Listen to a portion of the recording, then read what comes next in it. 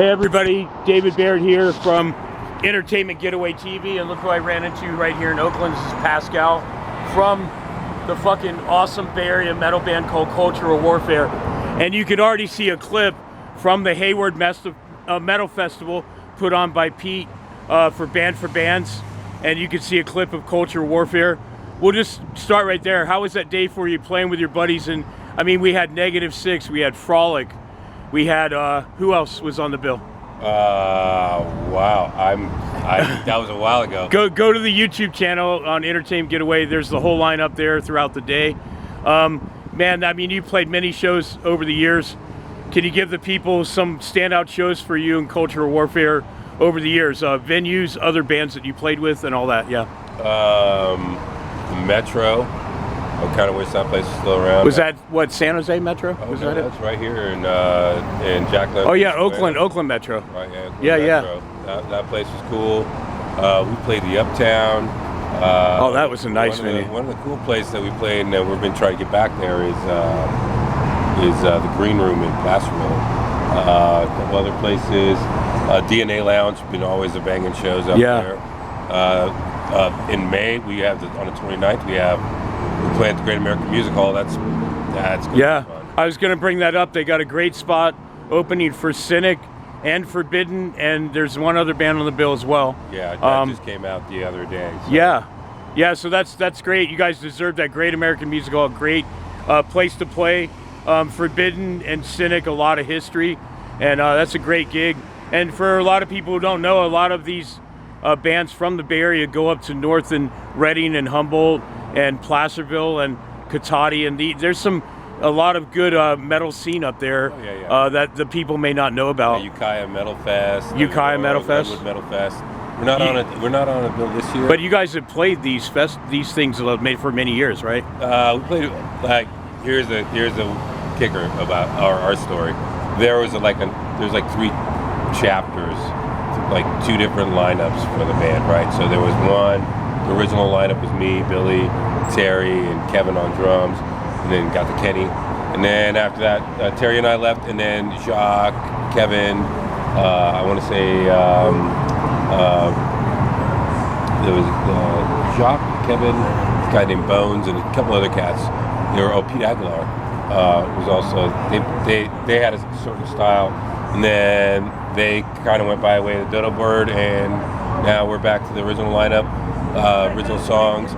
We just picked up Terry back again this past Monday. So on the show coming into May, it's going to be pretty awesome because it's basically a reunion of the old lineup, other than our new drummer, Jason Jacobs. He's a Seattle-style drummer, and it's bringing a different kind of feel for CW, still with power and passion. We still have the speed, but it's a little bit more like groove orientated and everything. So you're working in, you told me, a new bass player, right? Oh yeah, well he's a new old bass player. Okay, yeah. So what was the year originally that Cultural Warfare formed, and then how many years you've been on the scene? So from there, 2012 is when we formed.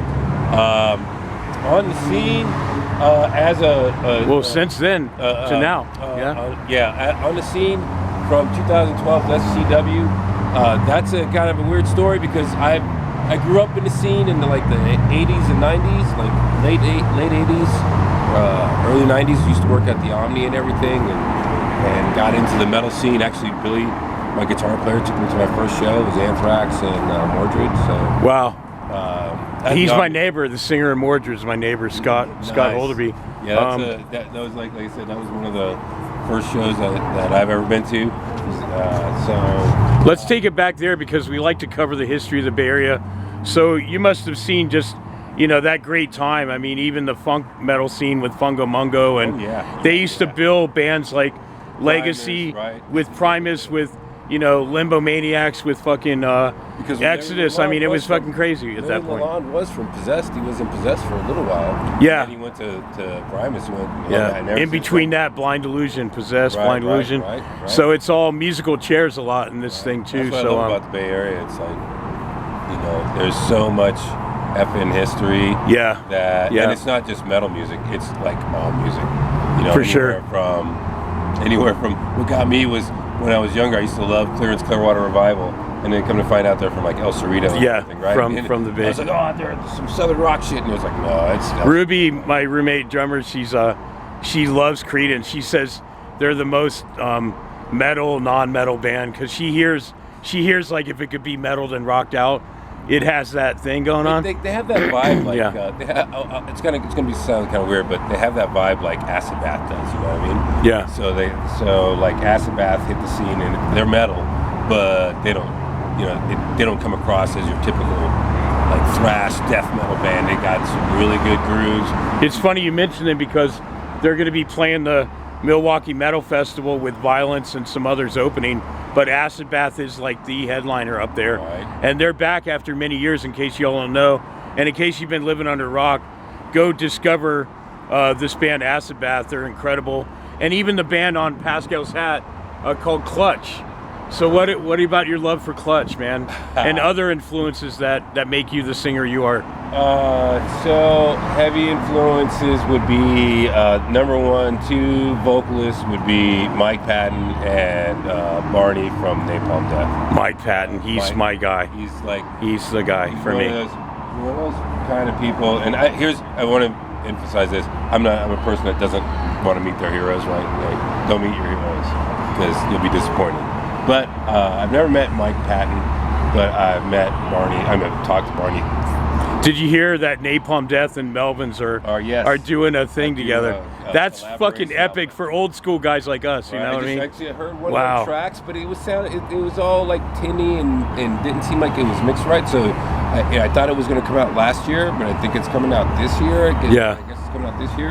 And then Converge is also another one that's influenced me. Can you imagine seeing it live? How crushing that's going to be with the Melvins and Napalm Death? Wow. I love the Melvins because, like you know what the greatest part about like this music here in the Bay Area and most of the other music is that you can do like music archaeology and dig deep and find out what other people's influences are or where these other bands came from.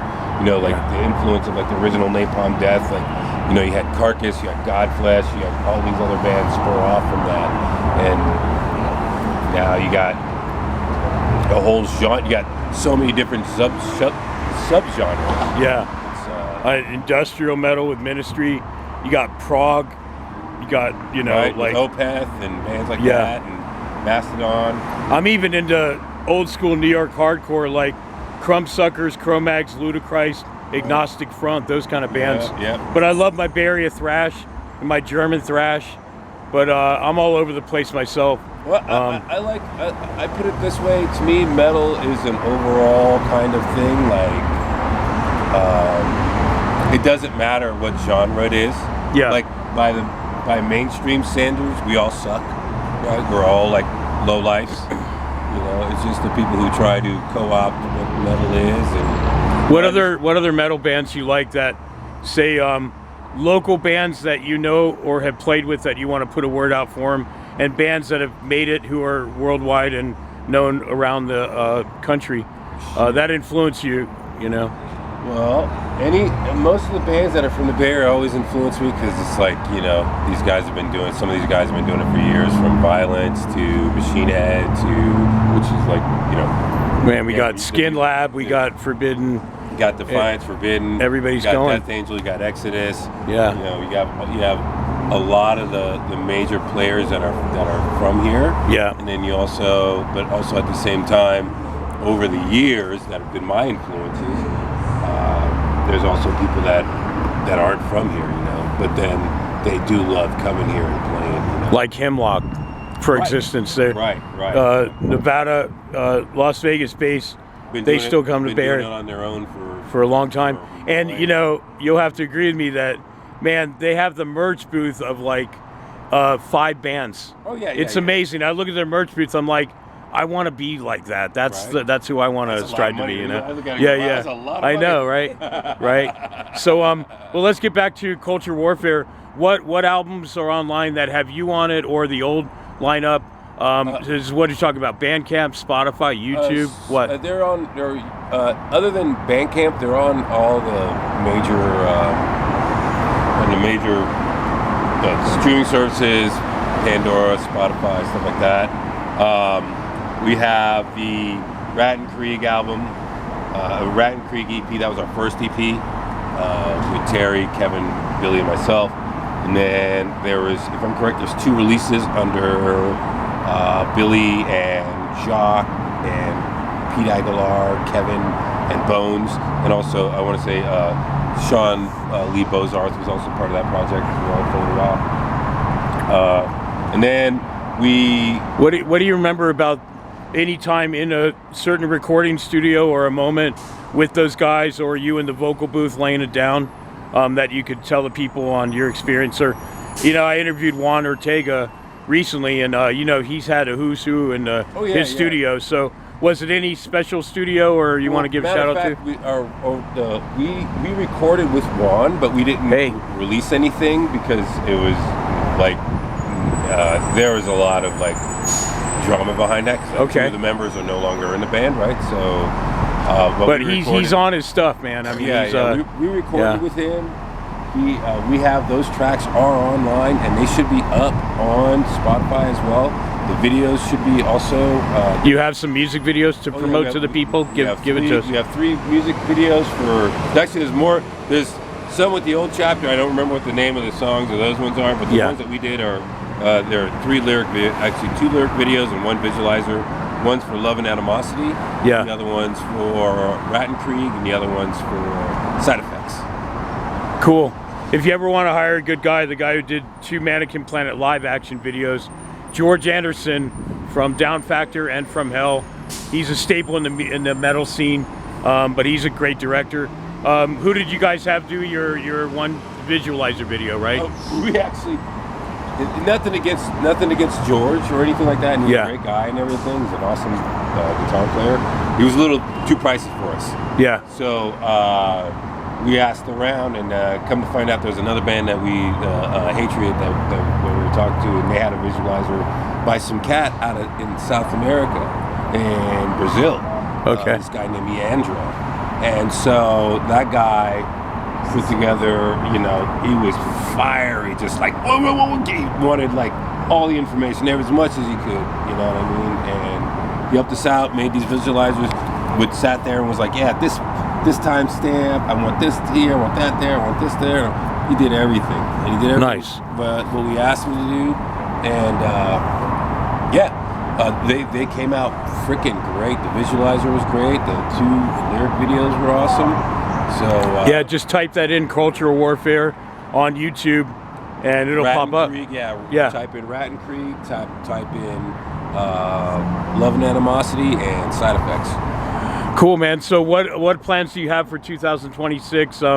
Once you get this old new player locked in there, you got plans for shows? Yep. Have you guys been to LA or Vegas or been outside county state lines? We're trying to get that. Actually, the thing is, CW has been out, but it wasn't not this version of it. Okay. But you guys have been on the scene for a long time, and that's why I wanted to have you as a guest on here, because just anybody who's just been in the scene for a while and been kicking it out, man, beating the pavement, it means a lot to me and because most of the others, time it's about what I realized after all these years. It's really weird because people are like, why don't these guys retire already? Like, people are like, because we love it too fucking much. Exactly. Okay. Yeah. You got the bug. It doesn't matter how the fuck old you are. You're gonna fucking do it. You want to wave your flag for your club. Like, here I am, man. Right. And I'm playing with my peers. We gotta, we get a bunch of people together. Yeah. And all of a sudden, everybody's having a good time for the night and everything, which is an absolute blast. So yeah, the shows that we played, all of them to me are just as important as. I mean, we even played Spanky's. I mean, every show I've ever. What local bands have you played with besides Project Mayhem, AD? We know you played Frolic, Negative 6, and we played with Infex. We played with Hellbender. Listen to these bands, because look them up on YouTube. Infex, Hellbender. There's even I've even seen my. We haven't played with them because my drummer plays with them. Is Lost Cosmos. And there's another band we played with that's kind of punky, and I forgot what the fuck their name is. But shit. Well, there's a few for y'all to look up and check out our Bay Area metal scene and beyond. Unpassing. Okay, Passing is there's of another them. one. That's a young group right there. That's we played with those guys in Hayward right before the Metal Fest. Of course, there's Frolics, there's Phantom Witch, there was Trencher, right? Kendrick Grimes plays with them. But yeah, there's a few of them out there. Hell, Necrot, we were hoping to. It kind of sucked because the show that's in February was scheduled for November. We were hoping to play with Necrot. You know, that was one of those. Again, you know, Bay Area metal is fucking worldwide. You know what I mean? Yeah. And it's fucking legendary and by its own rights. You know, anywhere from even right now with Nefarious and some of these other bands. You know, it's just always just fun. It's just fun to jam and fun to fucking rock with these dudes. That's great, man. So any last words? We'll wrap this up. Again, look for them on YouTube. Go see a show with Culture Warfare and all these other great bands that are playing around, and hope to hear some new music from this lineup, man. You know, coming up. So plans are basically as follows: is that just getting Terry up to speed, which he's, you know, basically, we asked him basically today's, you know, freaking Valentine's Day. We asked him this Monday to join, so he agreed to that. So he's doing his homework. Billy and him should have got together today. We were supposed to be scheduled to be in a studio at this time, but due to the lineup change, we've had to postpone that. But also at the same time, we've been writing a lot of songs. We have 4 new songs plus 3 in the pipeline, and now Terry's in. So it's like, you know, who are the other guys in the band? Name your drummer. Jason Jacobs And Billy Garud. Okay, Billy from Silly Strings. Yeah. If you don't know Silly Strings, if you have a guitar issue, go see Billy at Silly Strings. He'll come out to you and grab your guitar, repair it, and repair that bad boy. The guy's a magician. The guy's got a heart of gold. The man is he's been my best friend my whole fucking life. Nice, man. You know what I mean? We for a little while. It's weird because the story about Cultural Warfare actually stemmed from me starting music. 'Cause I didn't start music out here. I started music out in Florida and then moved back here. And No way, I'm from Florida. West Palm Beach, Fort Lauderdale. Moved here in 91. Yeah. Moved to Florida in 97. Oh, so your Bay Area guy moved to Florida, then moved back. Okay. Yeah. Wow. And, Wow, that's something. Got in a band in the weirdest ass way. Some guy in a bar was like, "Hey man, you ever sang in a band before?" I was like, "No." He was, "You like metal?" I was like, "Yeah." And then I went to go try it. Is there anything you like that is outside of metal that may surprise people? Because I'm a big funk guy. I love everything from James Brown and Prince to Parliament Funkadelic. So I love all that. Well, if you like Mike Patton, he's beyond the realm of any one type of music, man. You know what I mean? My thing is if it's artful, passionate, soulful. Yes. You know, and yes. the person's playing with passion and doing it for, you know, I know you're going to do it for money, but, you know, you do it really for the passion of it. Yeah.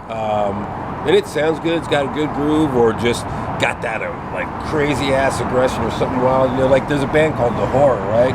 They're way out there. There's High Along, that's more like this Viking, freaking Norseman, like, tribal shit, you know what I mean? Wow.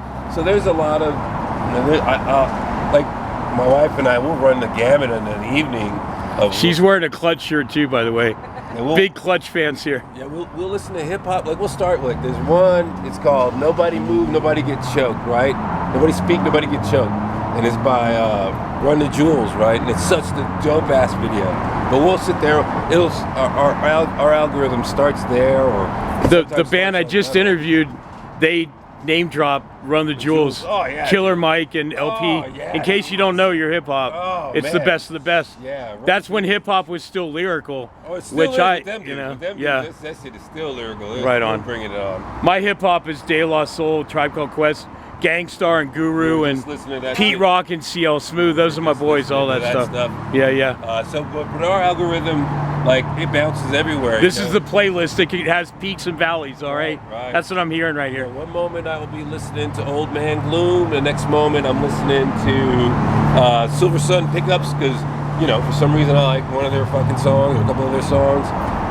To watching James Brown perform way the hell back in the day. Yeah. You know, to see everybody. I mean, I know there's some purists out there in punk rock and metal, but you truly are missing out. Bands, you know, that are of other worldly sounds and genres, you know. And the thing is, yeah. what was great if about it's good, it's good. You know, what was great about the '90s and the early 2000s that you could get those bands together, and it wasn't all like hella like snob and gatekeeping. You could get 2 different styles, 3 different styles of bands. Like taking it back to where the Fungo Mungo would be on the bill with Blind Illusion, and it would just be like, you know, like that. But that's how Bay Area, we're all mixed up like that a little bit. Intense. Yes. Those are some of the most intense shows when I was a youngster that I went to. Was like the Primus shows, Fungo Mungo. Like I remember Primus had a band, like Les Claypool was playing drums for a band called Turd Boy. I remember, I got actually bootleg demos of Turd Boy. You do? Yeah. Holy shit. From Sean Lyons, who's an old school Bay Area guy. Nuclear Rabbit. I remember the Nuclear Rabbit. Oh my God. Down that rabbit hole with the other day. These are great. Like if anybody's never heard of these bands, look them up. Nuclear Rabbit. There was that Blue Chunks, Psycho Funkopus. I mean, we can go on and on. Buck Naked and the Bare Bottom Boys. There you go, man. Wow. Spastic Children. Right. Burton and all those guys. Man, we could talk forever, me and Pascal, going down the time tunnel. But thank you for your time. Any last words to the people, your fans out there? Cultural Warfare people, Pascal, lead vocals, and the band's going to be kicking ass through 2026 and beyond. Support local music, support your big bands, support your little bands. Go out and see all the ones as possibly can. I know it's kind of hard these days with all the fucking political shit. And remember, don't let mediocre motherfuckers tell you that you can't live the fucking life that you need to live and you want to live. Because fuck them. Yes. Great last words, man. I couldn't agree more. Right. Thank you for your time, Pascal. No problem, Again, Entertainment Getaway TV, brother. You're in good company on there, I can tell you that much.